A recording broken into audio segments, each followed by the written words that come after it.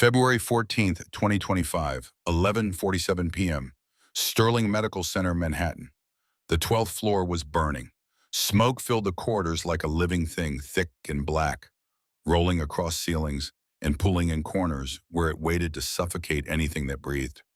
Fire alarms screamed through the building, their piercing wail cutting through the winter night, but the automatic sprinklers remained silent. Offline, someone had disabled them. On that floor in the corner office overlooking the East River, one woman lay unconscious. Catherine Sterling, CEO, 32 years old, net worth $850 million. And in that moment, worth nothing at all if no one came. Security had evacuated everyone. Every nurse, every doctor, every patient who could walk or be wheeled to safety. Everyone except her. The executive floor's electronic locks had engaged when the fire started sealing it off from the stairwells, trapping whoever remained inside with the flames. Third-degree burns would cover anyone caught in the next 60 seconds. The temperature was climbing past 1,000 degrees Fahrenheit. In 2 minutes, flashover would occur the moment when everything combustible in the room ignites simultaneously, turning the entire space into a furnace. No survival, no rescue, just ash. That's when he appeared. Darius Cole, night janitor, 36 years old, annual salary $34,000. No protective gear, no backup, just a wet towel wrapped around his face and the Marine training that had kept him alive through 2 tours in Iraq. He found her in her office door locked from the inside. He'd kicked it 3 times before the frame splintered each impact, sending jolts of pain through his recently healed shoulder, the one that still ached when the weather changed. Smoke so thick inside that he couldn't see his own hand when he held it in front of his face. He crawled, keeping low where the air was clearer, following the layout he'd memorized during 8 months of cleaning these floors every Wednesday night. She was behind her desk, collapsed in her chair, head tilted back, breathing shallow. He checked her pulse, weak but present, grabbed her under the arms, and lifted her in a fireman's carry, 200 pounds of dead weight across his shoulders. His ribs protested the old fractures from a Humvee rollover in Fallujah, reminding him they'd never healed quite right. He moved toward the stairwell door, got there, pushed, locked. The emergency override panel showed a red light. System offline. Someone had sabotaged it, had planned this, had wanted everyone trapped up here to burn. He tried the radio clipped to his belt. Dead. His phone showed no signal. The building's steel and concrete structure created a dead zone on the upper floors. Through the smoke, he could see flames spreading along the walls, eating through drywall, and insulation feeding on oxygen that was running out fast. Catherine's breathing grew more labored. Her lips were turning blue. Options ran through his head with the cold calculation his squad leader had drilled into him a decade ago. Stay here, they both die. Try to break through the stairwell door, waste time they don't have. Or the window. 4 stories down to the emergency airbag the fire department would have deployed by now, standard procedure for high-rise fires. He looked out through the smoke-stained glass. The airbag was there, a massive inflated cushion positioned to catch jumpers. But it was offset 15 feet to the left of this window. He'd have to jump away from the building, create an outward arc while carrying her, calculate trajectory and rotation mid-flight. Catherine's pulse grew weaker under his fingers. No choice. Darius grabbed the office chair, the expensive ergonomic one that cost more than his monthly rent, and hurled it through the window. Glass exploded outward in a shower of crystalline fragments that caught the streetlights below and fell like deadly rain. Cold February air rushed in, feeding the fire behind them, making it roar with new hunger. He positioned Catherine in his arms, cradling her against his chest, her head tucked under his chin. 3 steps back. His mind calculated wind speed, distance, angle of descent. Marine training had included high-altitude drops, parachute landings, emergency bailouts. This was just another insertion, he told himself. Another mission. He ran 3 strides and jumped. 3 seconds of free fall, wind roaring in his ears, tearing at his clothes. Catherine's hair whipping across his face. The ground rushing up to meet them, concrete and asphalt, and the small rectangle of airbag that was their only chance. Darius rotated in midair, turning his back toward the impact point, his body becoming a shield between her and the ground. If the angle was wrong, if they missed the airbag by even a few feet, his spine would shatter on impact. But hers would be protected. They hit. The airbag absorbed most of the force, collapsing inward as their combined weight compressed it. Most of the force, not all. Darius felt something crack in his chest, ribs, three of them snapping like dry kindling. His left arm, which had caught the edge of a burning doorframe on the way out, screamed with pain from second-degree burns. Smoke inhalation made every breath feel like inhaling broken glass. But Catherine was alive. Her chest rose and fell. Safe. Paramedics swarmed them within seconds, their hands professionally efficient as they separated them, placed oxygen masks, checked vitals. One EMT, a young woman with kind eyes, kept talking to Darius, even as he faded in and out of consciousness. "Stay with me, sir. You're going to be okay." That was the bravest thing I've ever seen. Fire Chief Martinez appeared, his weathered face showing genuine awe. "Son, you just saved her life. That was the craziest, most heroic thing I've witnessed in 30 years on the job." Darius's vision tunneled, darkness creeping in from the edges. His last coherent thought before unconsciousness took him, Aaliyah. Who's going to pick her up from school tomorrow, 3 weeks earlier? Crown Heights, Brooklyn. 5:30 a.m. The alarm clock's shrill beep cut through the pre-dawn darkness of the cramped two-bedroom apartment. Darius's hand shot out, muscle memory from years of military discipline, and silenced it on the first ring. He lay still for 3 seconds, letting his body remember where he was. Not a barracks in Ramadi, not a field hospital tent outside Mosul. Brooklyn. Home. Safe. He sat up his feet, finding the cold linoleum floor. The apartment was silent except for the radiator's irregular clanking and the muted sounds of the city waking up outside, distant sirens, the rumble of early subway trains, someone's car alarm crying into the indifferent morning. His room was sparse. A twin bed with military corners on the sheets. A dresser with 3 drawers, each containing precisely folded clothes. On top, a single-frame photograph, Jasmine Cole, his wife, smiling in her nursing scrubs outside Sterling Medical Center. Her hair caught mid-laugh, her eyes full of the joy that had drawn him to her the first time they met at a veterans support group. Next to it, his Marine Corps Challenge coin and 2 medals he never wore but couldn't bring himself to pack away. Monthly rent for this place, $1,850. His take-home pay after taxes, $2,400. The math didn't work. It never did. That's why he worked 2 jobs. Job 1 day shift maintenance at Lincoln Elementary School. 7 a.m. to 3 p.m. $18 an hour. Fixing leaky faucets, changing light bulbs, keeping the boiler running, making sure second graders had a clean, safe place to learn. Job 2 night shift janitor at Sterling Medical Center. 11 p.m. to 7 a.m. $16.50 an hour. Mopping floors, emptying trash, cleaning bathrooms that rich people's diseases had touched. 16-hour days. 6 days a week. No complaints. This was what fathers did. This was how you kept a roof over your daughter's head and food in her belly after the world took away her mother and left you to do the job of 2 parents. He moved to the kitchen, his footsteps silent despite his size. 6'1", 190 pounds, most of it muscle memory from his Marine days when physical fitness wasn't optional. He'd let it slide a bit in the 4 years since Jasmine died, but his body still remembered how to move with economy and purpose. The kitchen was small enough that he could touch both walls with his arms spread. Fridge, stove, sink, 3 feet of counter space. On the fridge, held by a magnet shaped like the Statue of Liberty, hung Aaliyah's latest report card. All A's except for 1 B+ in math, which she was already working to improve because she'd inherited her mother's determination and her father's stubborn refusal to accept less than her best effort. He cracked 4 eggs into a pan as breakfast, and Aaliyah's combined, and put bread in the toaster. The coffee maker gurgled, filling the apartment with the smell of the cheap grocery store brand he bought in bulk. Not great coffee, but coffee. Caffeinated. That's all that mattered when you were running on 5 hours of sleep and facing another double shift. While the eggs cooked, his mind went where it always went, in quiet moments. Back to that night 4 years ago, March 12, 2018, 11:47 p.m. The phone call from NYPD. "Ma'am, there's been an accident. Your wife, Jasmine Cole, hit and run on Brooklyn Bridge. She didn't make it. We're sorry for your loss." The police report had been brief. Black SUV, no plates visible on the traffic cameras. Driver suspected of DUI. Vehicle never found. Case went cold within 2 weeks.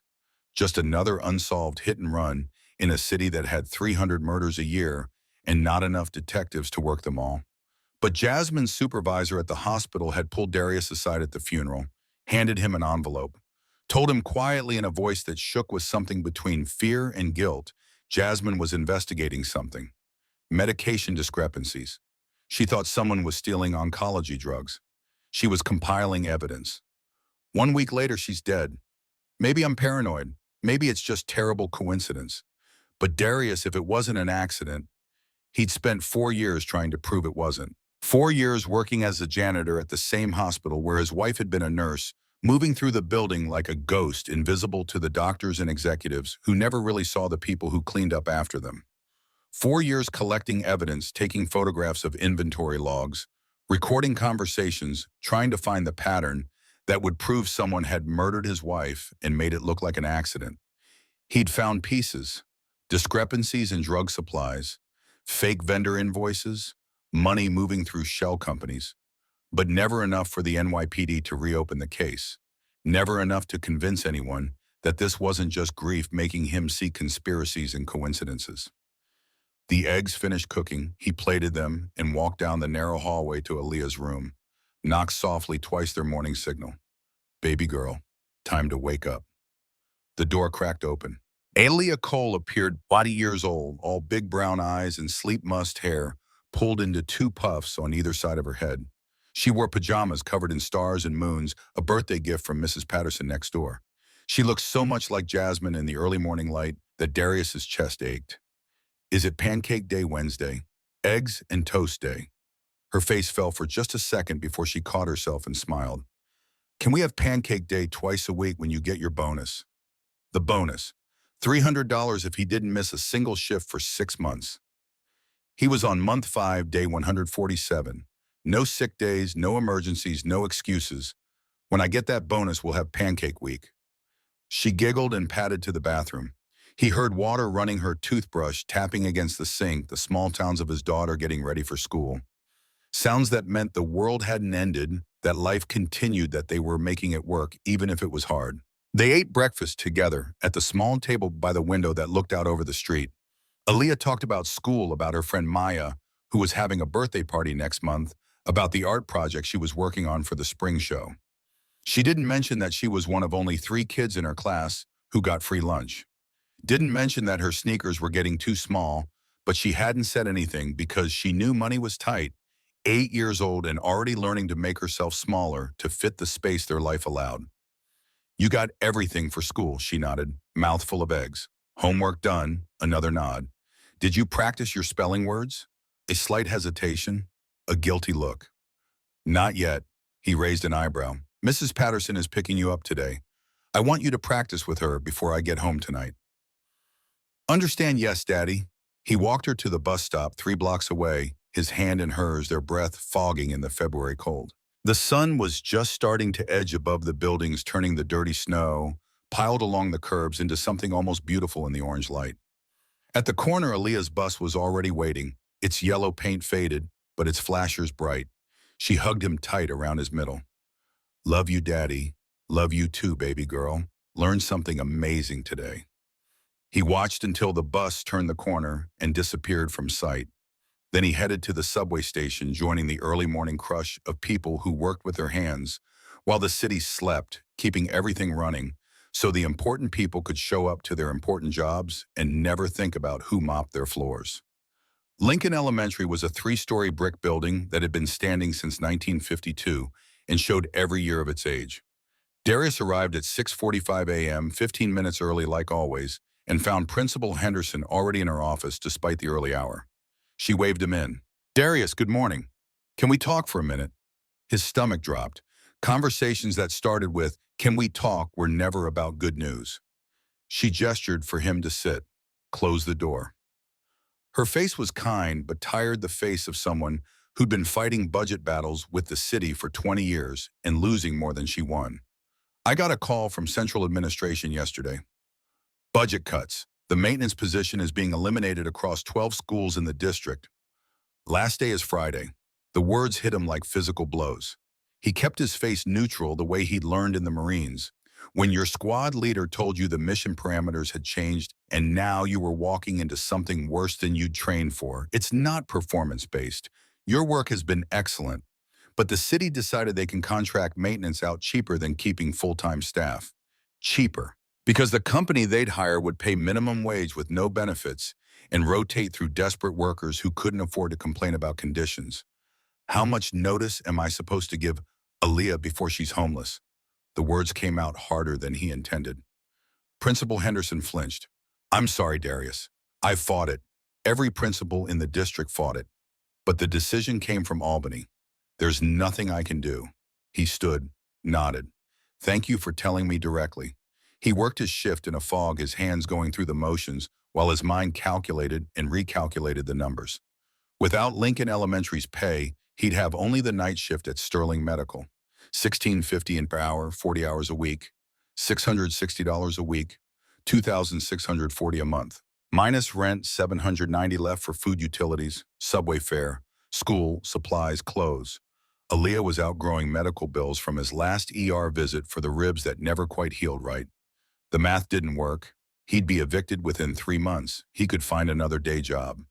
But finding one that paid $18 an hour with flexible hours and didn't require references from his last employer, which would be the school system that just fired him, would take weeks, maybe months. And every day he searched was a day without income. At 3:15 p.m., he left Lincoln Elementary for the last time as an employee, walked home through streets that suddenly felt less familiar, less safe, like the city had revoked his permission to be here. He had 4 hours before he needed to head to Sterling Medical for the night shift. 4 hours to figure out how to tell his 8-year-old daughter that the fragile stability they'd built was about to come apart. Mrs. Patterson answered her door before he could knock. She was 74, had lived in the building for 40 years, and had appointed herself Aaliyah's surrogate grandmother after Jasmine died. She had bright eyes and hands that always smelled like the sugar cookies she baked for the neighborhood kids. She took one look at his face and pulled him inside. What happened? He told her. She listened, her expression growing more concerned with each sentence. You'll find something else. You're smart, hardworking, a veteran. Someone will hire you. He wanted to believe her, but the world didn't work that way. The world saw his resume, high school diploma, military service, no college degree, 4 years as a janitor, and put him in a box marked invisible. The world didn't care that he could diagnose and repair any mechanical system, that he'd been trained as a combat medic, that he'd saved lives under fire and rebuilt villages and negotiated with tribal elders in 3 different dialects. The world cared about credentials and connections, and he had neither. Aaliyah came home at 4:30, bouncing through Mrs. Patterson's door with her backpack and a new drawing she'd made in art class. This one showed their apartment building, their windows marked with the star-stick figures of her and Darius holding hands in front. She showed it to him with pride. Do you like it? He pulled her onto his lap, wrapped his arms around her, breathed in the smell of her hair, kid shampoo and pencil shavings and hope. It's beautiful, baby. You're so talented. She beamed. Mrs. Patterson says I could be an artist when I grow up, a real one who sells paintings in galleries. You can be anything you want, anything at all.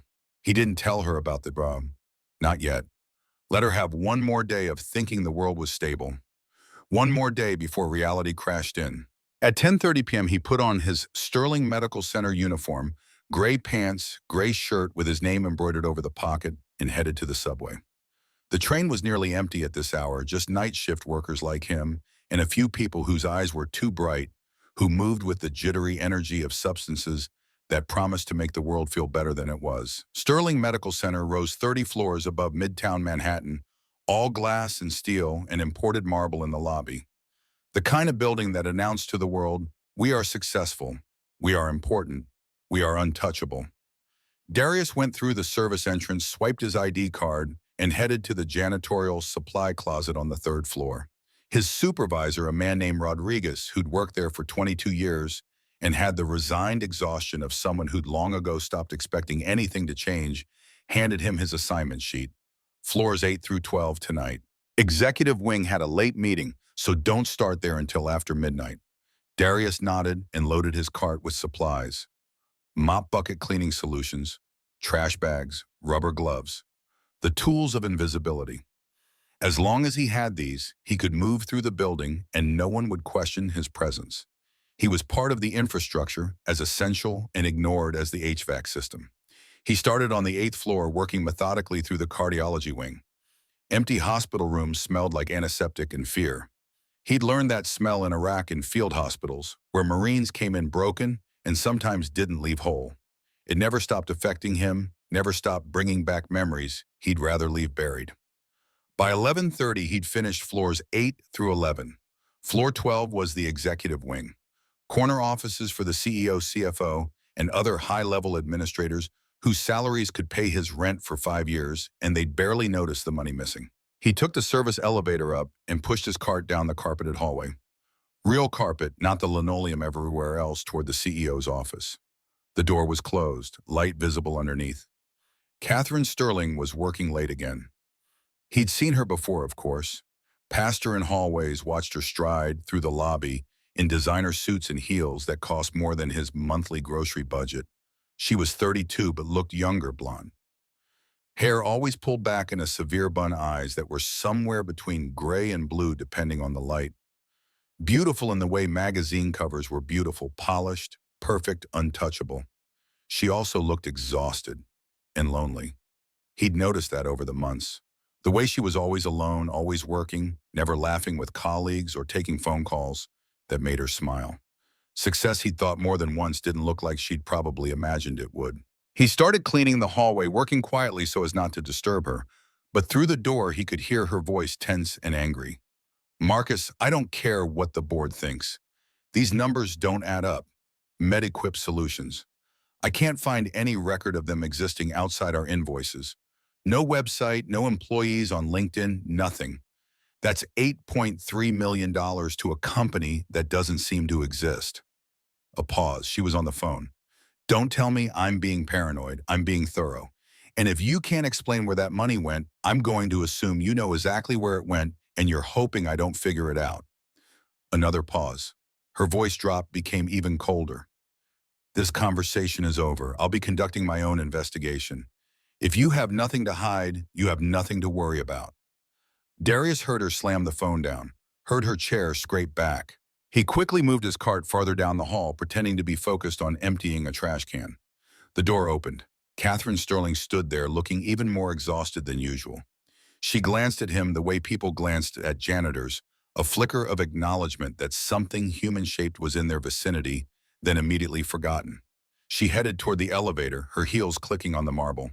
He watched her go, wondering what investigation she'd just started and whether she understood that some questions were dangerous to ask in buildings where people had things to hide. At 11:47 p.m., Darius was cleaning a supply closet on the 12th floor when the fire alarm began to scream. His military training kicked in before conscious thought. Assess, locate, evacuate, assist. He abandoned his cart and moved toward the stairwell. Security guard Torres came sprinting up, face flushed with exertion. "Everyone out. Fire on 12 buildings evacuating." Darius grabbed his arm. "Anyone still up here?" Torres shook his head. "Checked every floor. All clear." But something felt wrong. Darius had been on this floor 30 minutes ago. He'd seen Catherine Sterling leave, heard her get on the elevator. But what if she'd come back? What if she'd gone to her office for something she forgot? "Did you check the executive wing?" "Those doors lock automatically after hours. You'd need a key card to verify they're empty." Torres hesitated. "Security said Ms. Sterling left at 11. Her car's not in the executive garage." But Darius had learned in the Marines that assumptions killed people. Never assume the building is clear. Never assume everyone got out. Never assume someone else verified what you were told to verify. He ran toward Catherine Sterling's office, ignoring Torres's shout behind him. The smoke was already visible, black and thick, pouring under the door from the stairwell. The fire was spreading fast. Too fast. This wasn't an accidental electrical fire. This was accelerant. He reached her office door, tried the handle, locked, pounded on it. Anyone in there? Silence. But through the door he heard something. A cough. Weak. Barely audible over the alarm and the roar of the fire growing louder by the second. She was inside, unconscious or unable to move, and the fire was coming. Darius stepped back, measured the door and kicked. Once. Twice. 3 times. His shoulder screamed in protest, the old injury from Iraq reminding him why he'd been medically retired. But on the fourth kick, the lock gave. The door swung open and smoke poured out in a wave that made his eyes water instantly. He wrapped his shirt around his face, soaked it with water from a nearby fountain, and crawled inside. The smoke was worse than he'd expected. His Marine training covered a lot, but it didn't make him immune to smoke inhalation or heat that felt like opening an oven and sticking your head inside. He found her behind her desk, collapsed in her chair, head tilted back, breathing shallow. No visible injuries, carbon monoxide poisoning most likely, or simple unconsciousness from smoke inhalation. Either way, she had minutes before brain damage. Less if the fire reached this room. He lifted her in a fireman's, carry his body, remembering the motion from training exercises and real-world evacuations in Fallujah when buildings were burning and you had to get civilians out before the structure collapsed. She was heavier than he'd expected, dead weight pulling on his shoulders, but he'd carried wounded Marines in full gear. This was manageable. He moved toward the stairwell, got there, pushed. The door didn't budge. He tried the handle again, putting his shoulder into it. Nothing. The electronic lock showed a red light. System failure or system sabotage. His radio was on his cart 3 hallways away. His phone was in his locker 6 floors down. And the smoke was getting thicker, the heat more intense. He could feel it now pressing against his skin, making sweat pour down his back. Catherine's breathing was getting worse. Her lips were turning blue from oxygen deprivation. The window. He moved to it, looked down. 4 stories below the fire department had already deployed emergency response. He could see the airbag, the massive inflatable cushion designed to catch people jumping from burning buildings. But it was offset, positioned to catch jumpers from the front windows. This was a side window, 15 feet over. He'd have to aim, control the fall, hit the target. In Iraq, he'd done halo jumps, high-altitude, low-opening parachute drops where you fell for minutes before pulling the cord. He'd done helicopter insertions, fast roping down, while the bird moved and wind buffeted from all sides. This was just physics. Angle plus velocity plus rotation equals landing point. He grabbed the office chair and threw it through the window. Glass exploded outward in a shower that glittered in the streetlights below. Cold air rushed in, making the fire behind him roar louder as it fed on fresh oxygen. Darius positioned Catherine in his arms, cradling her against his chest, tucking her head under his chin. This way, his body would take the impact. His back would hit first. His spine would compress, maybe break. But hers would be protected. 3 steps back. 2. 1. He ran and jumped. The fall lasted 3 seconds. Long enough for his mind to catalog everything: the wind speed, the rotation of his body, the angle of descent, the rectangle of airbag growing larger. Long enough to think, if I die, who takes care of Aaliyah? They hit the airbag. It compressed instantly under their combined weight, cushioning most of the force. Most. 3 of his ribs cracked on impact, the sensation sharp and immediate. His left arm, which had brushed against flames on the way out, burned with pain that made spots dance in his vision. His lungs felt like someone had filled them with broken glass. But Catherine was alive.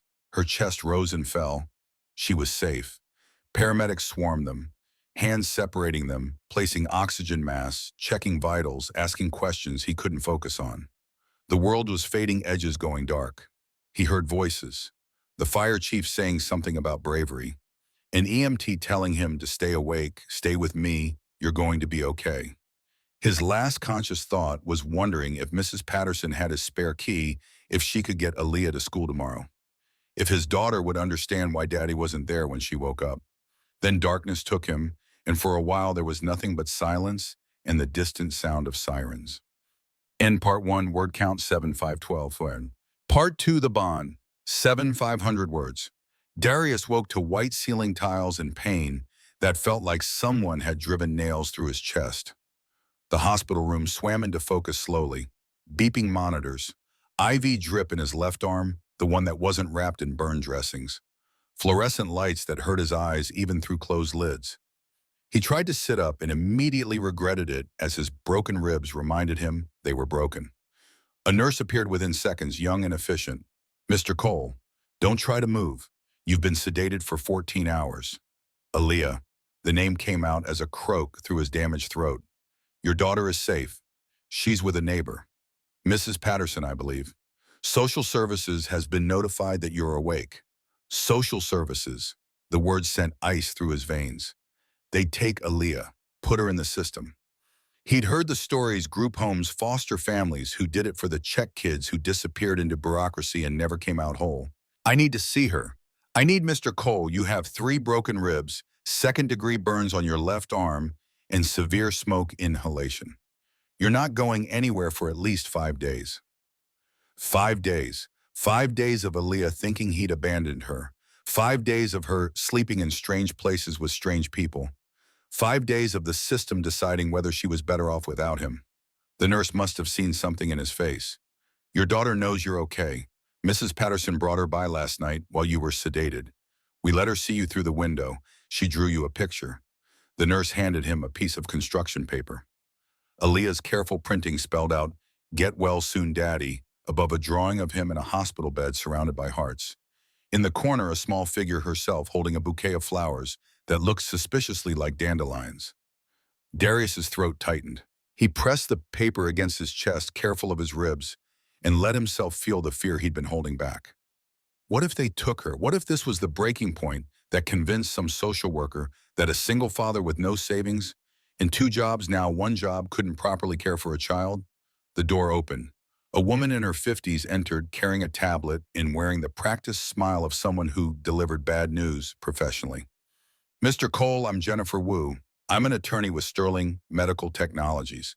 Ms. Sterling asked me to speak with you. I don't need a lawyer. I need to get out of here and get my daughter.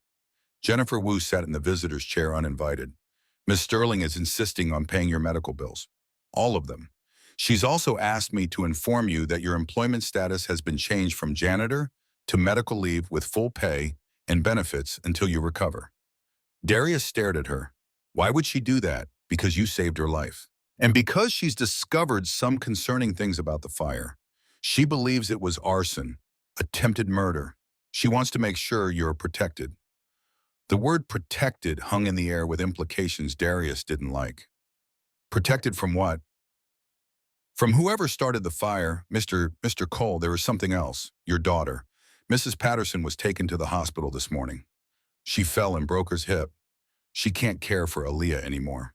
The ice in his veins turned to nitrogen. Where is my daughter currently with Child Protective Services? They're processing emergency placement into foster care. Unless you can provide an alternative guardian, she'll be placed within the next few hours. His hands clenched into fists. The IV pulled. Pain shot through his burned arm. I'll check myself out. Right now, get Aaliyah and you can barely sit up. You're in no condition to care for an 8-year-old.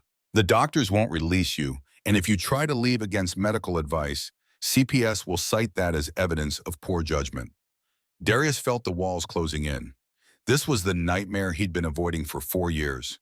The moment when the system decided he wasn't enough, when being poor and struggling became criminal neglect in the eyes of people who'd never had to choose between rent and food. Jennifer Wu's expression softened slightly. There is one other option.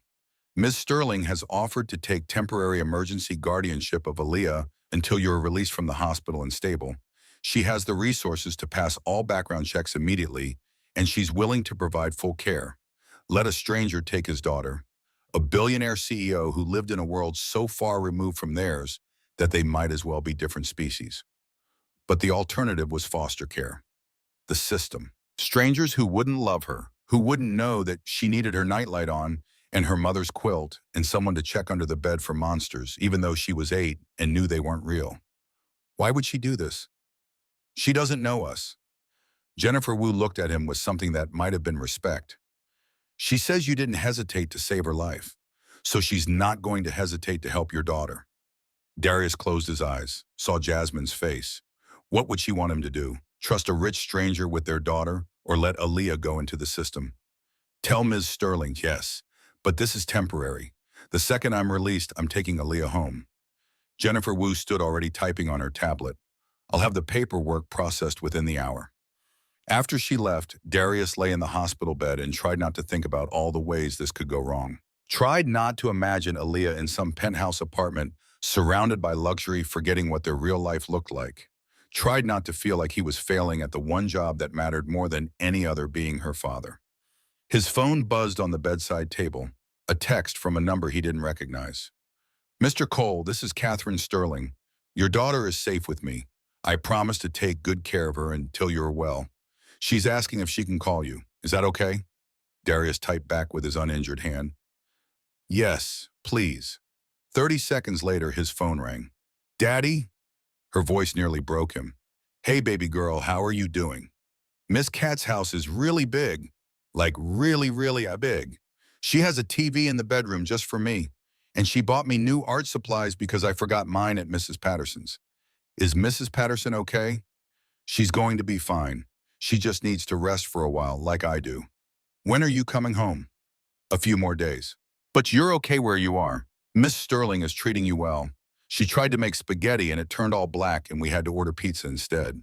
It was funny. She doesn't know how to cook very good. Despite everything, Darius almost smiled. You be good for her, okay? And remember, this is just temporary. As soon as I'm better, we're going home. I know, Daddy. I love you. Love you too, baby. More than anything. After they hung up, Darius stared at the ceiling and tried to process this new reality. Catherine Sterling, the woman he'd saved, the CEO, who barely acknowledged his existence before now had custody of his daughter. The dissonance was too much to hold in his head. A knock on the door. Detective Robert Morris entered, showing his badge. Mr. Cole, I need to ask you some questions about the fire. For the next hour, Darius walked the detective through everything. The phone call he'd overheard Catherine confronting someone named Marcus about fake suppliers.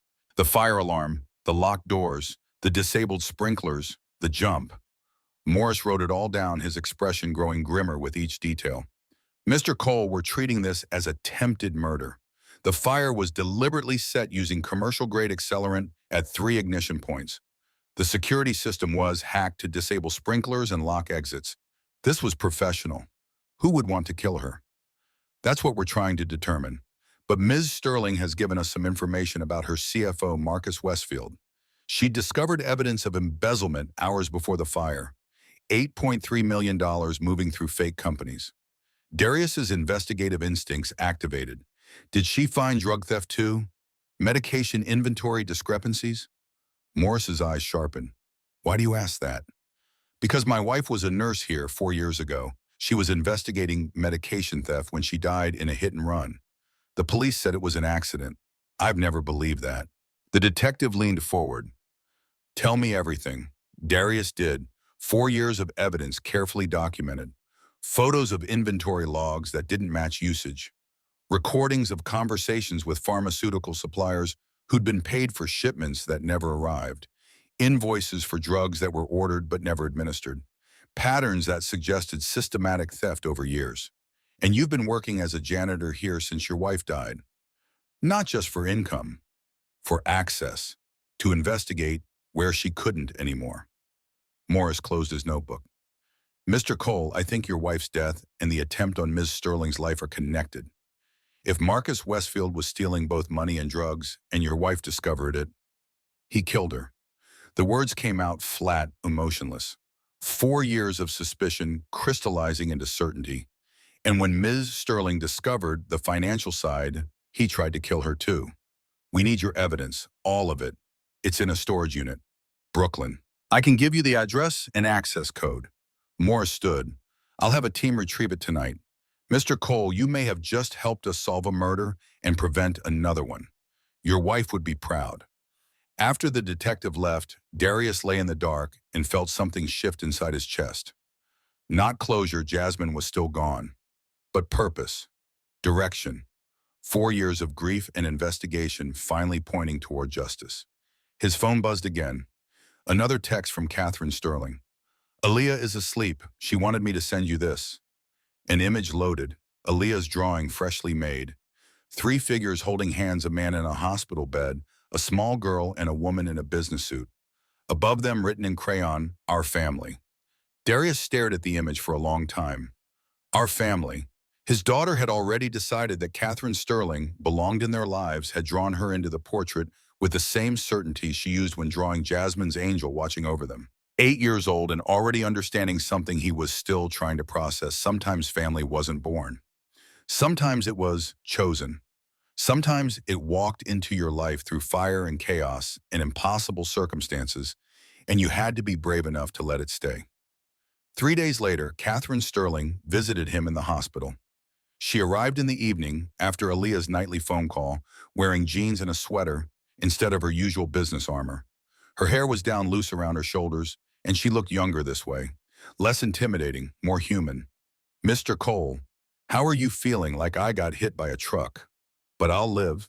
She pulled up the visitor's chair, sat with careful distance between them. "I came to thank you, really thank you. Not just the words, but you didn't have to come back for me. Security said the building was clear. Marines don't leave people behind. Even if security says they're not there." A small smile crossed her face. "I looked up Marine Force Recon. You weren't just regular military, you were special operations." Was. Past tense. Got injured in a vehicle rollover in Fallujah. Medical discharge. Turns out heroics don't pay very well in the civilian world. They should. Catherine's voice carried genuine anger. "You saved my life. Put yourself in the hospital, and your reward is $47,000 in medical debt that'll follow you for years." I signed the papers. I knew what I was agreeing to. That's not fair. None of this is fair. Fairness is a luxury, Miss Sterling. I stopped expecting it after Jasmine died.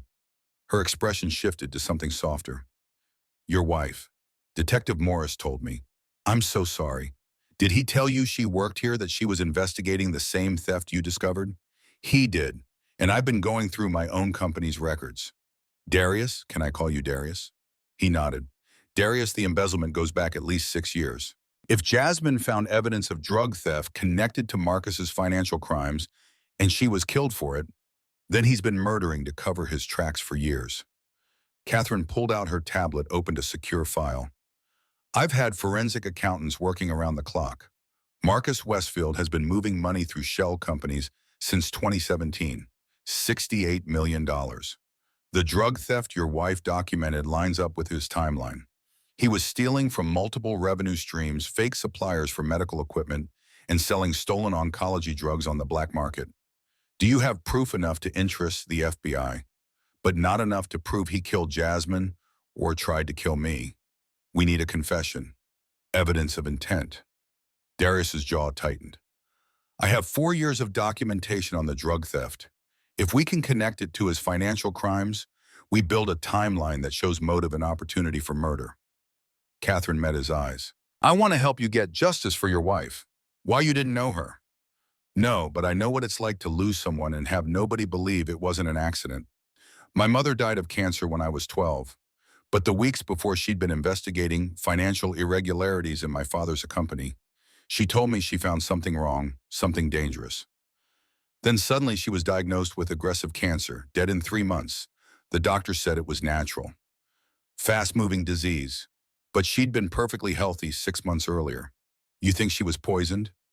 I can't prove it, just like you can't prove Jasmine was murdered. But we both know, don't we? We feel it." Darius studied this woman who'd gone from stranger to the person caring for his daughter in less than a week. Saw past the CEO armor to someone who understood grief and suspicion and the desperate need for justice. "Your daughter is amazing, by the way." Catherine's voice softened. "She's brilliant and kind and so much braver than she should have to be at 8 years old. She's like her mother. Best of both of us went into that kid. She drew us as a family. Did she send you the picture?" "She did. I don't want to overstep. I know this is temporary. But Darius, she feels safe with me. And I haven't felt needed in a very long time. Everyone wants something from me. Money, access, opportunities. Your daughter just wants someone to help with homework and watch cartoons with her. It's the most real thing I've experienced in years." Before Darius could respond, his phone buzzed. Text from an unknown number. "Cole, heard you're playing hero. How's recovery? Hope those hospital bills aren't too painful. Some people should know their place. Stay out of things that don't concern you." Darius showed Catherine the screen. Her face went pale. "He's threatening you because he thinks you're helping me investigate, which means he's scared, which means we're getting close." Catherine stood paced the small hospital room. "I'm hiring private security for you and Aaliyah. No arguments.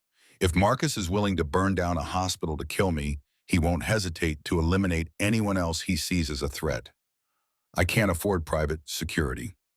I can, and I'm not asking permission. Catherine's voice carried the steel that had built an $850 million company. You saved my life. Now let me help save yours. That night after Catherine left, Darius lay awake and thought about the strange turn his life had taken. A week ago, he'd been a janitor, barely scraping by, unknown and invisible. Now he was in a hospital bed, his daughter was living with a billionaire, and he was helping investigate a murder that might finally bring justice for Jasmine. The universe moved in strange ways. Sometimes it took everything from you. And sometimes when you'd given up hope of anything changing, it gave you something back. Not what you'd lost, nothing could replace Jasmine, but something new, something unexpected. 2 days later, Darius was discharged from the hospital with a prescription for pain medication and instructions to avoid strenuous activity for 6 weeks. A town car waited at the hospital entrance, Catherine's doing no doubt. The driver, a professional woman in her 40s, introduced herself as Rosa Martinez, former military police, now working private security. Ms. Sterling asked me to drive you to her residence. Your daughter is very excited to see you. The ride to the Upper East Side felt like traveling to another planet. The buildings got taller, the streets cleaner, the people better dressed. By the time they pulled up to Catherine's building, Darius felt distinctly out of place in his discharge clothes and hospital bracelet. The doorman barely blinked at his appearance. Apparently, Catherine had warned them. The elevator rose 47 floors in silence that felt heavier the higher they climbed. When the doors opened directly into the penthouse, Darius stepped into a world he'd only seen in movies. Floor-to-ceiling windows overlooking Manhattan. White marble floors, furniture that looked too expensive to actually use, everything pristine and perfect and utterly lifeless. Daddy Aaliyah's voice shattered the museum atmosphere. She came running from somewhere deeper in the apartment, launching herself at him. He caught her carefully, mindful of his ribs, and held her like he'd thought he might never hold her again. I missed you so much. Are you all better? Does it still hurt? I'm okay, baby girl. Much better now that I'm with you. Catherine appeared from the kitchen, and Darius did a double take. She was wearing an apron, designer probably, but still an apron, and had flour on her nose. The CEO who commanded boardrooms was apparently attempting to bake. I'm making cookies. Aaliyah said you always make chocolate chip cookies on Fridays, so I thought. She trailed off suddenly, looking uncertain. I don't actually know how to bake. I found a recipe online, but it's not going well. Aaliyah giggled. The first batch looked like hockey pucks. Despite everything, the pain, the fear, the strangeness of this situation, Darius smiled. Maybe I can help, if you have the ingredients. What followed was the most surreal afternoon of Darius's life. Standing in a kitchen that cost more than he'd earned in 5 years, teaching a billionaire CEO how to properly measure flour and fold in chocolate chips, while his daughter supervised with the authority of an 8-year-old who knew her father was the best baker in Brooklyn. The cookies turned out decent, not perfect, but edible. They ate them warm at the kitchen island, the three of them sitting on bar stools that probably cost more than his monthly rent, and for a moment it almost felt normal. Almost felt like family. After Aaliyah went to bed in a guest room larger than their entire apartment, Catherine and Darius talked. Really talked. About Jasmine, about Catherine's mother, about the investigation, about Marcus Westfield's increasingly desperate attempts to cover his tracks. Detective Morris called today. Catherine refilled his coffee, good coffee, the kind that came from beans that cost more per pound than Darius usually spent on groceries for a week. They've traced Marcus's financial crimes back 7 years. $68 million in embezzlement money laundering through offshore accounts. But they still don't have direct evidence linking him to Jasmine's death or the fire, because he hired it out. He's smart enough not to do his own dirty work. Exactly. We need to make him think he's safe, that we've backed off. Then we set a trap. Darius looked at her. You've been thinking about this. I've been thinking about nothing else. Catherine met his eyes. He tried to kill me. He killed your wife, and he's going to keep killing until someone stops him. So we're going to stop him. Unless you don't want my help, I want your help. I just don't understand why you're giving it. You don't owe me anything. Catherine was quiet for a long moment. My whole life, people have wanted me for what I have. My money, my company, my connections. You jumped through a window to save me before you even knew my name. Your daughter drew me into your family without asking what I could do for her. For the first time in years, I feel like I matter as a person, not just as a bank account. You do matter. Then let me be part of this. Let me help you get justice. And let me, Catherine hesitated, then continued, let me be part of Aaliyah's life. Even after you're recovered, even after you don't need me anymore. She's attached to me, and I'm attached to her. Darius studied this woman who'd gone from stranger to ally to something more complicated in less than 2 weeks. Saw the loneliness in her eyes, the hunger for connection, the way she'd already started treating Aaliyah like her own. Okay, but we do this as partners, not as employer and employee, not as rich person helping poor person, as equals working toward the same goal. Catherine extended her hand. Partners. They shook on it, and Darius felt something shift between them. Not romance, not yet, maybe not ever, but connection, trust, the beginning of something that went deeper than circumstance. Over the next week, they built their case. Catherine used her resources to hire forensic accountants, digital investigators, and legal experts. Darius contributed his 4 years of documented evidence. Together, they constructed a timeline that proved Marcus Westfield had been systematically stealing from Sterling Medical since 2017, had murdered Jasmine Cole when she discovered the drug theft, and had attempted to murder Catherine when she discovered the embezzlement. But proof wasn't enough. They needed a confession, evidence that would hold up in court that couldn't be dismissed by expensive lawyers or technicalities. That's when Detective Morris brought them an opportunity. Marcus reached out through his lawyer. He wants to meet, says he has information about the fire that might help our investigation. Obviously, it's a trap, but if we wire you up, get him talking. Use me as bait. Darius understood immediately. Absolutely not. Catherine's voice was sharp. It's too dangerous. I'll have backup. Morris and his team will be listening to every word, and it's the only way we're going to get him to confess. Darius? She grabbed his arm, her grip surprisingly strong. He tried to kill me. He won't hesitate to kill you. I know, but this is for Jasmine.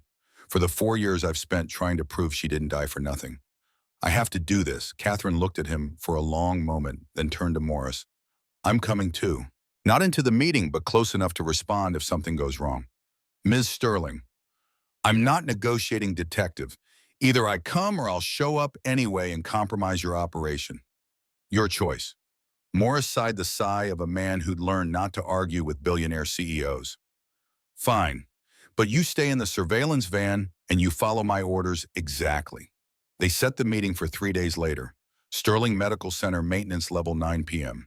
The same building where Darius had saved Catherine's life, where Jasmine had worked, where Marcus had built his empire of theft and murder. Darius spent those 3 days preparing. Practicing what he'd say, how he'd provoke Marcus into talking, how he'd stay calm when confronting the man who'd murdered his wife. He spent time with Aaliyah, not telling her where he was going, but making sure she knew how much he loved her, just in case. The night before the meeting, Catherine came to him. They were in the penthouse living room late after Aaliyah had gone to bed. Catherine poured them both whiskey, expensive smooth, the kind Darius had never tasted before. If something goes wrong tomorrow. If Marcus... Catherine couldn't finish the sentence. Nothing's going to go wrong. Morris will have a whole team listening. But if it does, I need you to know that Aaliyah will be taken care of.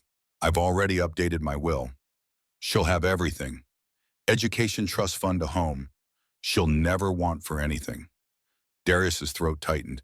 Cat, that's not necessary. Yes, it is, because I love her. In 2 weeks, she's become the daughter I never knew I wanted. And if something happens to you, I'm not letting her go into the system. I'll adopt her, officially, if that's okay with you. You'd do that without hesitation. Darius looked at this woman who'd become so important so fast, saw the fierce protectiveness in her eyes, the way she'd already woven Aaliyah into her heart. Thank you for everything, for taking her in, for helping me investigate, for being the kind of person who doesn't run from hard things. You're the one who doesn't run from hard things. You ran into a burning building. That's different. That's training. This, he gestured between them. This is choice. You chose to help us when you didn't have to. Maybe I needed you as much as you needed me. They sat in comfortable silence, drinking expensive whiskey and not talking about the fact that tomorrow Darius would walk into a trap and hope that his wire stayed hidden, and Marcus's ego was big enough to make him confess. Around midnight, Catherine spoke again. Darius, when this is over, when Marcus is arrested and justice is served. What happens then, I don't know. I guess Aaliyah and I go home. Back to our apartment in Crown Heights. Back to normal life. And if I asked you to stay, not here, not in this penthouse, but somewhere, together, the three of us. Darius looked at her. Are you asking? I don't know, maybe. Is that crazy? Probably. We barely know each other. We've been through more in 2 weeks than most people experience in years. Catherine turned to face him fully. I know you're brave and kind and stubborn, and you love your daughter more than anything in the world. I know you spent 4 years investigating a murder while working 2 jobs and never complained once. I know you make me laugh, and you don't see me as a bank account. That's more than I've ever known about anyone I've dated. Dated. The word hung between them. Is that what this is? I don't know what this is. Catherine's voice was soft. But I know I don't want it to end when Marcus gets arrested. Before Darius could respond, his phone buzzed. Text from Detective Morris. Meeting confirmed. Tomorrow 9 p.m. Sterling medical maintenance level. Team is in place. You're a go. Showtime. Darius looked at Catherine. Whatever this is, whatever we're becoming, we'll figure it out after tomorrow. But right now, I need to focus on getting justice for Jasmine. Everything else can wait. Catherine nodded, understanding written across her face. Just promise me you'll be careful. I promise. But they both knew promises didn't mean much when walking into a room with a man who'd already committed 2 murders and would gladly commit a third. The Sterling Medical Center maintenance level smelled like concrete dust and decades of machine oil. Darius descended the metal stairs at 8:55 p.m., his footsteps echoing in the empty industrial space. The wire taped to his chest felt obvious, bulky, certain to be discovered. But Detective Morris had assured him it was state-of-the-art, virtually undetectable, unless someone physically searched him. In his ear, Morris's voice crackled through the hidden earpiece. We have eyes on all exits, team positioned on floors 2 and 3. You're covered. Easy for Morris to say. He wasn't the one walking into a meeting with a murderer. The boiler room waited at the end of a long corridor lined with pipes and electrical conduits. Dim emergency lighting cast everything in sickly yellow. Darius entered slowly, his marine training kicking in automatically. Assess the environment. Note exits. Identify cover. Marcus Westfield stood at the far end, partially hidden in shadow. He'd aged since his corporate photos, more gray in his hair, deeper lines around his eyes. His expensive suit looked rumpled, like he'd been wearing it for days. A gun hung loosely at his side. Cole, I'm surprised you came. You said you had information about the fire. Marcus laughed, the sound hollow in the concrete space. You're not that naive. You know why you're really here. Enlighten me. You've been causing problems. Digging into things that don't concern you. Catherine Sterling is many things, but subtle isn't one of them. Her forensic accountants have been crawling through my records for 2 weeks. You think I don't notice? Maybe if you hadn't tried to burn her alive, she wouldn't be investigating you. Marcus's grip on the gun tightened. That fire was supposed to solve everything. One little accident, destroy all the evidence in her office, eliminate a problem. Neat, clean. Then you had to play hero. Darius kept his voice level, hoping the wire picked up every word. Problems like the $8.3 million you embezzled, $68 million actually. Though I suppose Catherine's accountants haven't found all of it yet. The smile on Marcus's face was cold. It's impressive, really. 7 years of siphoning money through shell companies, fake suppliers, offshore accounts. Medical equipment that was never delivered. Drugs that were purchased but never arrived. All perfectly documented, perfectly legitimate looking. Drugs like oncology medications. Marcus's expression shifted to something uglier. Ah, so you did make the connection. I wondered if you would. Your wife certainly did. Jasmine was always too smart for her own good. Darius's hands clenched into fists. You killed her. I solved a problem. There's a difference. She discovered discrepancies in the medication inventory. Started asking questions, documenting evidence, building a case. I couldn't have that, so I made it go away. In his ear, Morris whispered, keep him talking. We need details. How Darius forced the question through gritted teeth. How did you make it go away? Marcus stepped closer, the gun still at his side but presence threatening. $50,000 to a man with a black SUV and no conscience. Told him to make it look like a drunk driving accident. Brooklyn Bridge at midnight. One impact, then flee. Very clean. The police never even questioned whether it was deliberate. You murdered my wife for discovering theft. I protected my assets. Jasmine worked at Sterling Medical for 3 years. Did you know that in that time she saved exactly $42,700 I checked? That's what 3 years of nursing pays apparently. I spend more than that on my summer home's pool maintenance. The contempt in Marcus's voice made something dark and violent surge in Darius's chest. Marines are trained to stay calm under pressure, to think tactically even when emotions run hot. But hearing this man dismiss Jasmine's life as less valuable than pool cleaning pushed Darius to his edge. She was worth more than you'll ever be. To you, maybe. Marcus shrugged. To me, she was a liability. Just like Catherine became a liability when she started questioning the MedEquip Solutions invoices. Just like you're a liability now, Cole. You and your working class hero complex. So you decided to eliminate all your liabilities. Business 101. When you identify a threat, you neutralize it. The fire should have worked. Accelerant at 3 points. Sprinkler systems, disabled exits locked. Catherine Sterling should have died of smoke inhalation before the fire department even arrived. But she didn't. No, because of you. Marcus's voice turned bitter. The night janitor with delusions of heroism. Do you have any idea how much trouble you've caused me? The investigation, the scrutiny, the FBI involvement, all because you couldn't let a rich woman burn. In his ear. Perfect. We have everything. Team moving in now. Darius needed to keep Marcus talking just a little longer. And the text you sent me, threatening me to back off, a courtesy warning, which you obviously ignored. Marcus raised the gun, pointing it directly at Darius's chest. That's unfortunate. I really didn't want to kill anyone else. It's messy, raises questions. But you've left me no choice. You have plenty of choices. You could turn yourself in, cooperate with authorities, show remorse. Remorse is for people who've done something wrong. I simply optimized Sterling Medical's financial structure in a way that benefited me more than the company. That's not wrong. That's capitalism. And Jasmine, Catherine, were they just capitalism too? Collateral damage in a larger strategy. Before Marcus could pull the trigger, the lights blazed on. Detective Morris burst through the door, weapon drawn, 3 officers behind him. NYPD, drop your weapon. Marcus spun, surprise breaking his composite facade. He fired wildly toward the door. The bullet ricocheted off a pipe with a sharp ping. Return fire erupted, controlled professional. One shot caught Marcus in the shoulder. He stumbled backward, the gun clattering to the concrete floor. On the ground, hands where I can see them, officers swarmed. Marcus cuffed him, read him his rights. The entire confrontation lasted maybe 15 seconds. Darius stood frozen, adrenaline still singing through his veins, unable to quite process that it was over. Catherine appeared in the doorway, ignoring Morris's protests. She ran to Darius, her hands checking him for injuries, even though he was clearly fine. Did he hurt you? Are you okay? I'm fine. We got him. We got everything. The recording device had captured every word. Marcus's confession to embezzlement, to hiring someone to kill Jasmine, to setting the fire.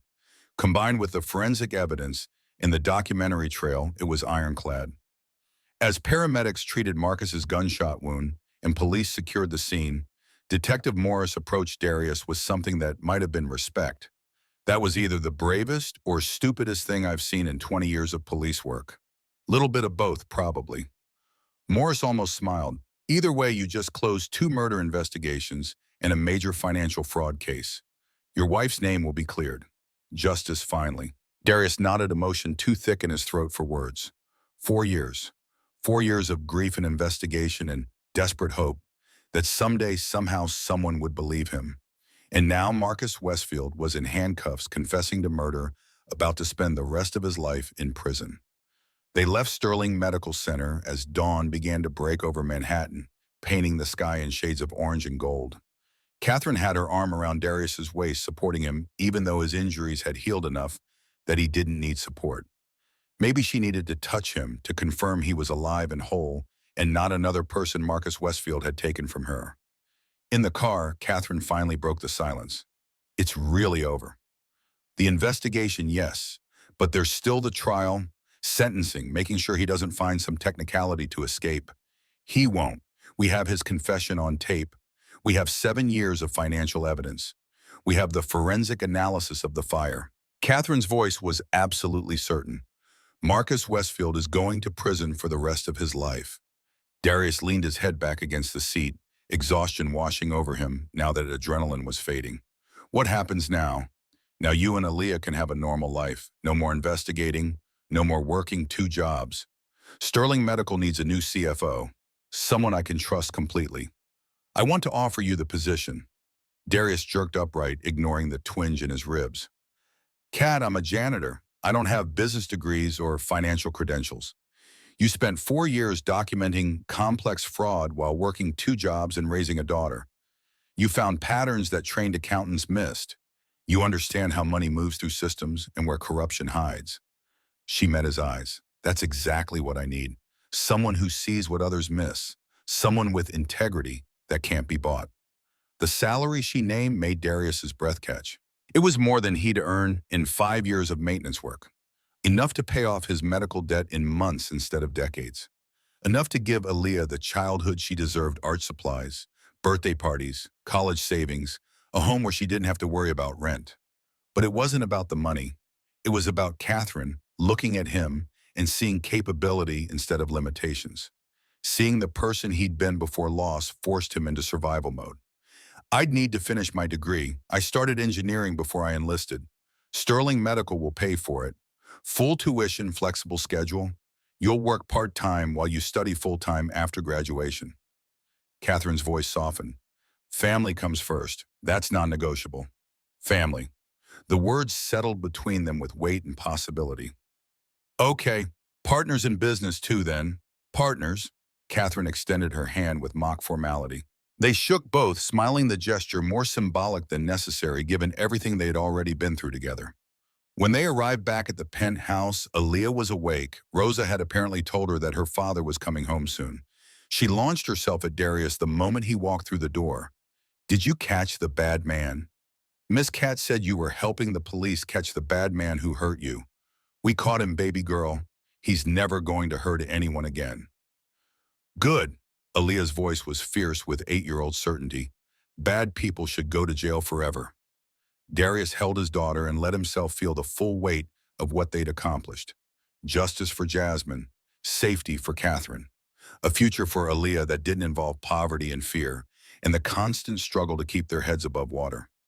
Over Aaliyah's head, his eyes met Catherine's. She was watching them with an expression he couldn't quite read, something tender and painful and full of longing. Later, after Aaliyah went to bed, Catherine and Darius sat together on the penthouse balcony. The city spread out below them, millions of lights, representing millions of lives, each one full of struggles and hopes and complications. I've been thinking, Catherine's voice was careful, measured, about what I said before, about staying together after this was over. Darius waited, letting her find her words. I know it's complicated. You're going to be my employee, which creates weird power dynamics. And we barely know each other outside of crisis situations. Maybe when life goes back to normal, we'll realize we don't actually fit. Maybe. Or maybe we'll realize that people who jump through windows for each other are worth figuring it out. Catherine smiled, the real smile that made her look younger and infinitely more approachable. I want to try, not rushing into anything. Not making Aaliyah think she's getting a new mother when we don't know if this will work. Just dating. Seeing where it goes. I'd like that. Though I should warn you, my idea of a date is pizza and a movie at home. Not exactly Manhattan's social scene. That sounds perfect. I've had enough of the Manhattan social scene to last a lifetime. They sat in comfortable silence, watching the city and not talking about how strange this all was. A billionaire CEO and a former janitor. A woman who'd spent her life building walls and a man who'd spent years grieving. Brought together by fire and murder, and a little girl who'd decided they were family before either adult was ready to admit it. The next few months unfolded with surprising normalcy. Marcus Westfield was indicted on multiple counts, 2 counts of first-degree murder, Jasmine Cole an attempted murder of Catherine Sterling, embezzlement, money laundering, arson, and conspiracy. His bail was denied, flight risk and danger to community. The evidence was overwhelming. Darius started his new position as CFO in training, working part-time while completing his business degree online. The salary, even part-time, was more than he'd ever imagined earning. He paid off his medical debt in full, set up a college fund for Aaliyah, and moved out of their Crown Heights apartment. But not into Catherine's penthouse. That felt too fast, too unearned. Instead, they found a middle ground, a brownstone in Park Slope, with 3 bedrooms and a garden. Close enough to Catherine's world that Aaliyah could easily visit, far enough that Darius maintained independence. Catherine kept her penthouse but spent most nights at the brownstone. Slowly, carefully, they built something real. First date at a neighborhood Italian restaurant where the pasta was good and the prices reasonable. Second date was movie night with Aaliyah, all 3 of them on the couch watching animated films and sharing popcorn. By the 3rd month, Catherine had a drawer in Darius's bedroom. By the 4th month, she was calling the brownstone home more often than her penthouse. By the 6th month, Aaliyah had stopped saying Miss Cat and started saying just Cat, with the casual affection of someone who belonged. Marcus Westfield's trial began in August, 5 months after his arrest. It lasted 3 weeks.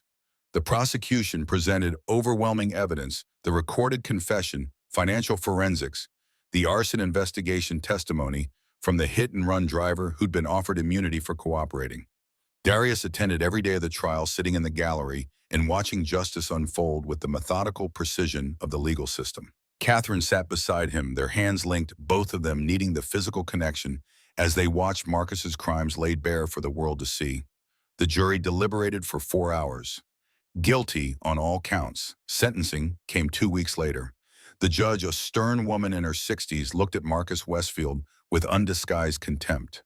"Mr. Westfield, you murdered an innocent woman to cover your financial crimes. You attempted to murder another. You showed no remorse, no empathy, no recognition of the harm you caused. The court sentences you to life imprisonment without possibility of parole on the murder charges, to run consecutively with 35 years on the embezzlement and arson charges." Marcus showed no emotion as he was led away, but Darius saw it in his eyes the moment when he realized he'd lost everything. Money, freedom, future. All gone because he'd been too arrogant to believe anyone would catch him. Outside the courthouse, Catherine and Darius stood together in the September sunshine. Media had lost interest after the first week, one more corporate fraud case among many. They had a moment of privacy before heading back to their lives. "It's done." Catherine's voice was soft. "Really done. Justice for Jasmine. Finally, she'd be proud of you. 4 years of never giving up. 4 years of believing when no one else did. I had help." Darius squeezed her hand. Couldn't have done this without you. Partners. Always." 1 year after the fire, on the anniversary of the night Darius jumped through a window, carrying an unconscious CEO, they gathered in the brownstone's garden for a small ceremony. Not a wedding, neither of them was quite ready for that yet, but something meaningful. A commitment ceremony witnessed by Detective Morris Rosa Martinez, Mrs. Patterson, fully recovered from her hip fracture, and a few of Aaliyah's friends from school. The officiant, a friend of Catherine's who'd become ordained for the occasion, asked if they had words to share. Darius went first. His voice was steady despite the emotion threatening to crack it. "Kat, a year ago I didn't know your name. I was just the janitor you didn't see. But you saw Aaliyah when she needed someone. You saw justice when others wanted to let it go. You saw me, really saw me, in a way no one had since Jasmine died. I can't promise perfect. I can't promise easy. But I can promise that I'll keep choosing you. Every day. For as long as you'll have me." Catherine's turn. She'd written something down, but at the last moment she folded the paper and spoke from her heart instead. "Darius, you saved my life before you knew if I was worth saving. You taught me that family isn't about blood or money or convenience. It's about showing up, about choosing each other when everything's hard, about building something real in a world that's often fake. I choose you. I choose Aaliyah. I choose this life we're building together. Today and always." They exchanged rings, simple silver bands, nothing elaborate. The small gathering applauded. Aaliyah threw rose petals with the enthusiasm of a 9-year-old who'd been given permission to make a mess. Later, after cake and champagne and Aaliyah falling asleep exhausted from excitement, Darius and Catherine stood in the garden under string lights. Think we'll make it, Catherine's voice held genuine uncertainty. Different worlds, complicated pasts, instant family. Not exactly a fairy tale setup. We've survived worse than happily ever after. Darius pulled her closer. We survived fire and murder attempts. I think we can handle marriage. Is that a proposal? Maybe. Would you say yes? Catherine looked up at him, eyes bright with tears and laughter. Ask me in a year, after we've had time to be boring together. After we've fought over whose turn it is to do dishes and whose fault it is that we're late for dinner. After we've been real people instead of people in crisis. Deal. 1 year of boring domesticity, then I'm asking. They kissed as the city lights flickered around them, the garden suddenly feeling like the center of the universe, instead of just one small space in a metropolis of millions. 5 years later, everything had changed and nothing had changed. Aaliyah was 13, talented enough to earn a scholarship to a prestigious arts program. Her drawings, more sophisticated now, but still carrying that same emotional honesty, covered the walls of the brownstone. She'd been accepted to the summer program at Rhode Island School of Design. Her college fund, started with Darius's first CFO paycheck, had grown to comfortably cover 4 years at any institution she chose. She still drew family portraits, but now they included 4 figures instead of 3. Darius, Catherine herself, and a toddler named Emma Jasmine Cole Sterling, born 2 years after the commitment ceremony. The wedding had been small, just family and close friends. Darius wore a suit that actually fit. Catherine wore a dress that wasn't white, a deep sapphire that matched her eyes. Aaliyah was maid of honor. Detective Morris walked Catherine down the aisle since her father Richard had passed away peacefully the year before, having finally made his peace with his daughter in his final months. Darius had become Sterling Medical's official CFO after finishing his MBA. Under his leadership, the company had implemented transparency measures and ethics protocols that made headlines. He'd also started a nonprofit, the Jasmine Cole Foundation, that provided scholarships for nursing students and supported families of healthcare workers. Catherine had stepped back slightly from the CEO role, promoting a longtime executive to president so she could spend more time with family. She still worked, still drove strategy, but she left the office at reasonable hours and didn't check email during dinner. The brownstone in Park Slope had been expanded, adding a nursery, converting the attic into a studio for Aaliyah. They'd kept Catherine's penthouse for business meetings, an occasional escape when they needed a night away from family life. They were in every way that mattered a perfectly normal family. On this particular Saturday in May, they drove to Queens, to a cemetery where a simple headstone marked Jasmine Cole's grave. They came here every year on her birthday, the 4 of them, to remember and to share. Aaliyah placed fresh flowers, irises, Jasmine's favorite. Darius knelt beside the stone, his hand resting on the sun-warmed marble. Hey, Jazz, brought the family to visit. Aaliyah's growing up so fast. She looks more like you every day. Got your determination, your talent, your big heart. She's going to change the world someday, just like you did. Little Emma toddled forward, not really understanding, but copying what her sister did. She placed a dandelion she'd picked near the flowers, then looked up at Darius with brown eyes that were all his. Mama's garden. That's what they'd taught Emma to call this place. Not scary, not sad, just another part of their family story. Catherine hung back slightly, giving Darius space for this moment. But he reached back, taking her hand, pulling her forward. And Kat's here too. Remember I told you about her, how she helped me find the person who hurt you, how she kept Aaliyah safe when I couldn't. She's family now, Jazz. I hope that's okay. The wind rustled through the trees. A bird sang somewhere in the distance. The world kept turning, indifferent to grief and joy in equal measure. But standing there together, Darius, Catherine, Aaliyah, and little Emma felt like completion. Like a circle that had been broken was finally whole again. Not the same as it had been. Nothing could bring Jasmine back. But whole in a different way. Whole enough. I think Mom would like that. Aaliyah's voice was soft but certain. She'd want Dad to be happy. She'd want me to have someone who loves me. She'd think Kat is perfect. You think so, I know so. I remember Mom. Not everything but enough. She used to say that love isn't a pie. You don't run out when you give some away. There's always more.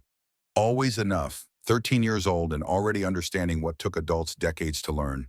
They stayed for another half hour talking to Jasmine about their lives, about the victories and struggles, about how Marcus Westfield died in prison 3 years into his sentence, massive heart attack, no foul play suspected, and how that felt like closure even though nothing could truly close that chapter.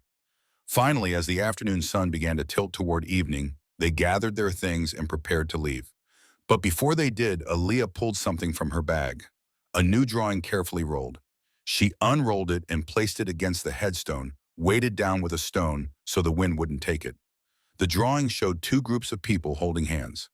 On the left, Jasmine, her wings visible, her smile bright. On the right, Darius, Catherine, Aaliyah, and baby Emma. Between them, a bridge made of light. Above, written in Aaliyah's teenage handwriting, two families, one love, forever connected. Darius's throat tightened. Baby, that's beautiful. It's true though, right? We didn't replace Mom. We just added Cat. Two families that became one big family. That's how it works. That's exactly how it works. Catherine's voice was thick with emotion. They walked back to the car, Darius carrying Emma, Catherine holding Aaliyah's hand. A family forged in fire and grief and the stubborn refusal to let tragedy win. That evening, they had dinner in the Brownstones' garden. Nothing fancy, grilled burgers, corn on the cob, watermelon. The kind of food that tasted better because you ate it outside with people you loved. Mrs. Patterson came by, moving slower at 79, but still sharp. She'd become honorary grandmother to both girls, spoiling them with cookies and unconditional affection. Detective Morris stopped by too, retired now but still part of their extended family. He'd been at their wedding, was godfather to Emma, sent Aaliyah birthday cards every year that always included too much money and bad jokes. As the sun set and the string lights came on, turning the garden into something magical, Darius looked around at this life he'd somehow built from the ashes of the old one. Looked at Catherine teaching Emma to dance while music played from someone's phone. Looked at Aaliyah showing Mrs. Patterson her latest portfolio, already building toward art school applications. Looked at Morris arguing good-naturedly with Rosa about whether the Yankees or the Mets were having a worse season. 5 years ago, he'd been a janitor working two jobs, barely keeping his head above water, consumed by grief and anger and the desperate need for justice. Now he was a CFO, a husband, a father of two surrounded by family, both given and chosen. Jasmine was gone, would always be gone, but her legacy lived on in Aaliyah's fierce love and the foundation that bore her name, in the way Darius had learned to let people help him instead of drowning alone. Catherine appeared beside him, slipping her hand into his. You're thinking too much. I can see it on your face, just thinking how strange life is, how it takes everything away and then gives you something completely different from what you lost. Not better or worse, just different. Do you miss it, the before every day? But I love this too. Both things can be true. Catherine leaned against his shoulder. Jasmine would approve, you know, of us, of this life. I think she's the one who set it all up. Got me hired at Sterling Medical, made sure I was on shift the night of the fire, sent you into my life. Darius smiled at the thought. Marines believe in guardian angels. Maybe that's what she is now. Then she's doing an excellent job. Emma toddled over, demanding to be picked up by her father. Aaliyah followed, showing him a new sketch on her tablet. Mrs. Patterson wanted to know if anyone wanted dessert. Morris was arguing with Rosa again, the garden filled with voices and laughter and the ordinary chaos of family life. And somewhere maybe Jasmine smiled, because this was what she'd wanted all along. Not for Darius to be alone, not for Aaliyah to grow up without a mother figure, not for their family to end with her death. She'd wanted them to live, really live, not just survive, to find joy again, to build something new from the rubble of what was lost. They had, not perfectly, not without pain and struggle and moments of doubt, but they had. And in the end, that was enough, more than enough. It was everything. The fire that had nearly destroyed them had instead forged something stronger than steel.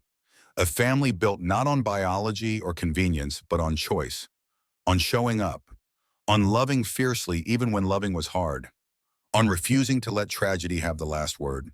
As the evening deepened and the city lights began to glow beyond the garden walls, Darius held his daughter, both his daughters and his wife, and felt Jasmine's presence like a blessing instead of a ghost.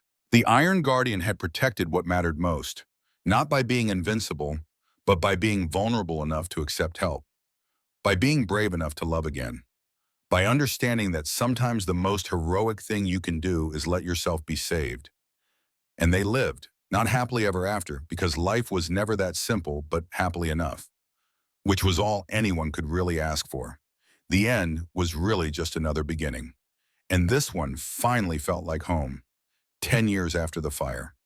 The Jasmine Cole Foundation Gala drew over 500 attendees to the Metropolitan Museum of Art. Healthcare workers, nursing students, philanthropists, Sterling medical staff. They came to celebrate a decade of scholarships, awarded families, supported lives changed. Aaliyah Cole Sterling, now 23 and fresh from completing her MFA, unveiled her latest work, a massive mixed media installation titled Guardian Angels.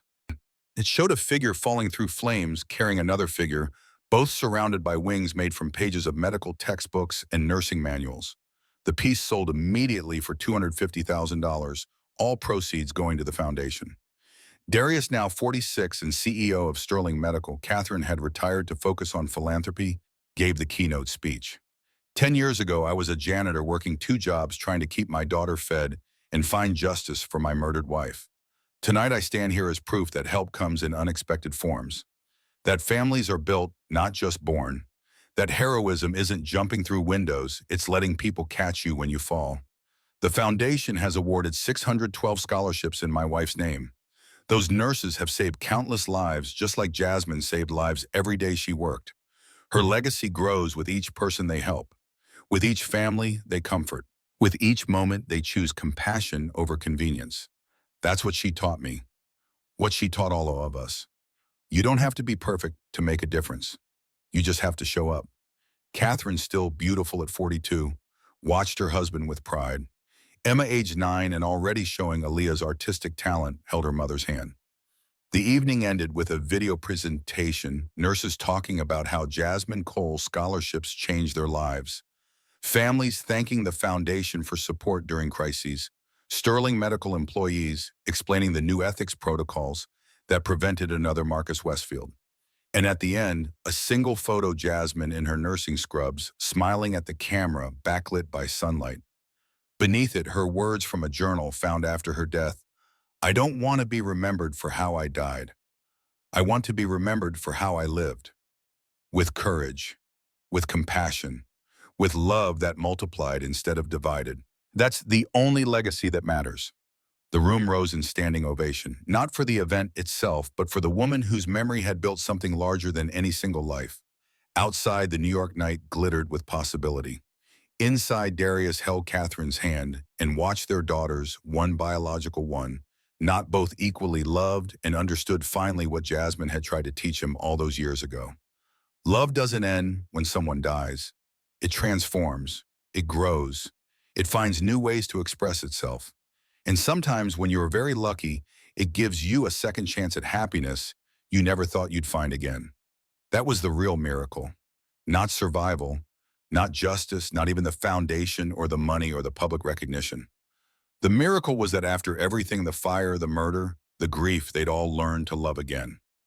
And they did, every single day.